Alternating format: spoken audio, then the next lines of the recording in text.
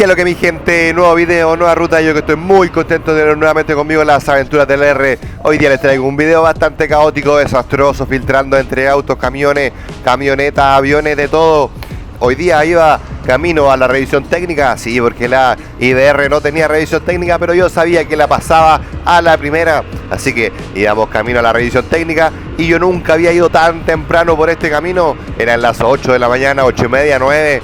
Así que muchos autos que yo no sabía que habían, pero al final sale un buen video filtrando entre gigantes. Y si quieren que les traiga un video como hacer la revisión técnica, que es muy sencillo, si son motos tienen mucha ventaja, también se los voy a traer porque aprovechamos de grabar todo cómo se hace la revisión técnica. Así que si quieren saber cómo se hace, porque el video donde les contamos cómo es sacar la licencia de conducir tuvo mucho apoyo, a ver si ahora tiene mucho apoyo, cómo sacar la revisión técnica. Y no se olviden de suscribirse porque ya vamos a hacer casi más de 450 personas. Muchas gracias a todos los que ya estaban suscritos y a los que acaban de llegar. Muchas gracias, su apoyo nos ayuda a crecer un montón.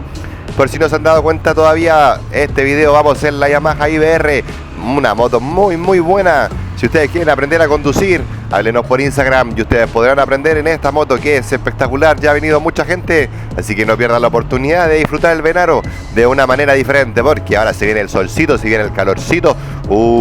Rico andar en moto.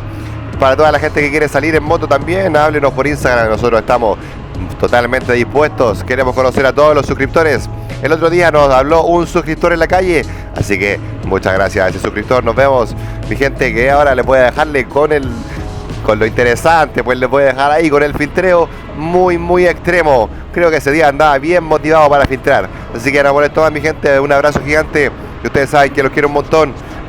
Les voy a traer un video rapidito la próxima semana o quizás mañana, porque queremos traerle cómo sacar la revisión técnica. Chao, mi gente.